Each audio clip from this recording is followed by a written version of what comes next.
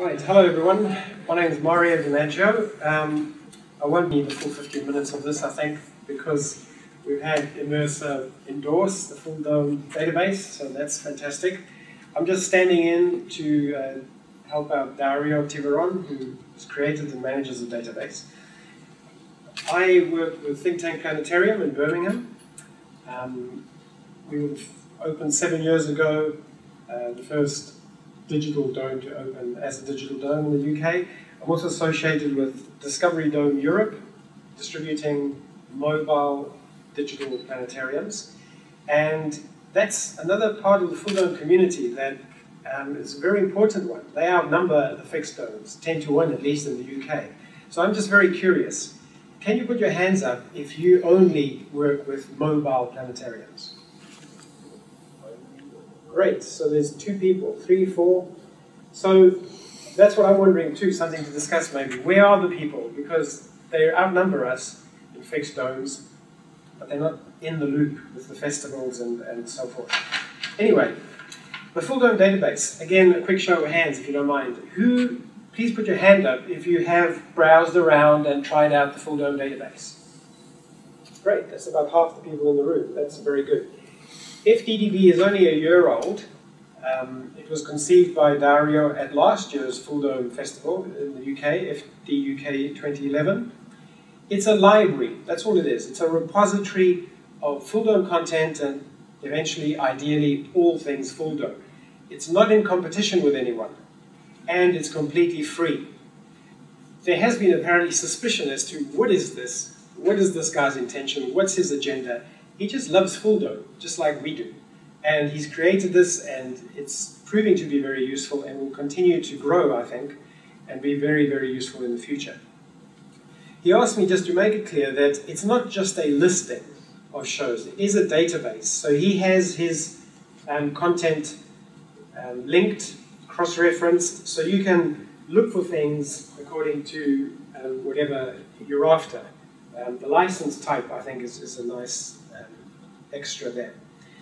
There were concerns from producers, understandably, about copyright issues, but Dario, in the second version of his website that he has built from the ground up again, he has addressed those. If we take, for an example, take Dynamic Earth here from Spitz, he makes it very clear who the producer is. He makes it very clear, well, I'll get to it now. So there's the details of who it's suitable for, the technical specifications, what it's available in, the credits. And then if you want to see the trailer, the full show, download the high-res poster, it's up to the producer to submit these to the Fulldome database. So Dario's not fishing in the internet, Googling things and picking up content. It's up to you to submit it, and he encourages everyone to do so. For example, if we look at the full show, now, as a Planetarium Manager, for me it's very important to be able to see, preview a full show. We have very specific requirements, as I'm sure most people do that manage planetariums. Next year, when I'm shopping around for our Fulldome show, this is the place I'll go first. I'm looking for a specific show. If I find it, then that's it. It'll save me the trouble of browsing all the distributors' catalogs and so on. So, for me, this is going to be very useful, and I'm sure many Planetarium Managers. So notice the full show is here. It's very low resolution, 480 pixels. He has the watermark throughout the show. There is also an audio watermark. So it begins like this. This preview is for evaluation only and cannot be used for public screening. And then every 5 minutes, that audio watermark is repeated. We can see the answer as the solar storm. This preview is for evaluation only and cannot be used for public screening. He has put a lot of effort into protecting the copyright and the content, and hopefully this has reassured the producers that it's safe to put your stuff on here. And eventually I think everyone will have to put their stuff on here, because otherwise people won't see you, because everyone will come here first and to see what's available. Not only the content, he wants to be an up-to-date source of news of what's happening in the Fulldome community. And he also has a student category. I don't know if I can find it now in this resolution, but he doesn't have any submissions. I came along this morning with 2 students. Look out for them. There's Jean from Southampton University and Muad, who's filming here from Birmingham. And they're just newly interested in Fulldome. And I thought this is interesting, that student work can be exhibited. This is a great platform for you to show off your stuff as a student.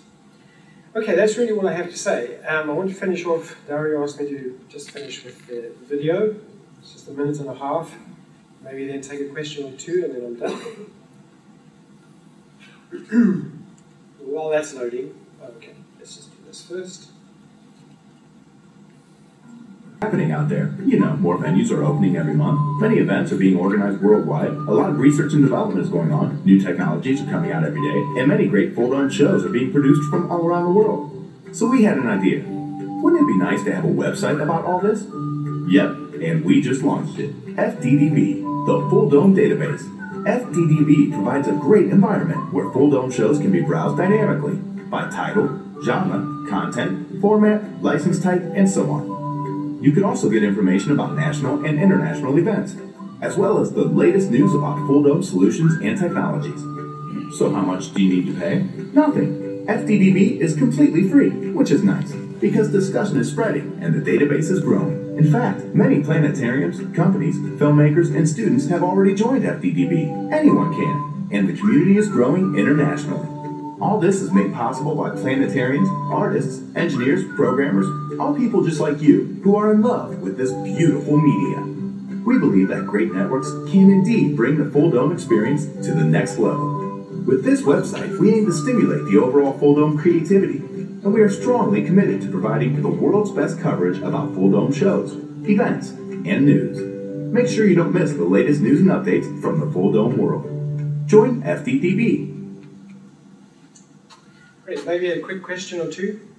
I'm filming this for Dario. He's disappointed he couldn't make it, but he's blown his travel budget this year for all the Fulldome events. Any questions about FDDB, Brian? So to be clear, that if you submit your entire show, Dario does the watermark and the 5-minute. Yes, that's right. He just needs the show, and then he puts the watermark on and the 5-minute audio watermark.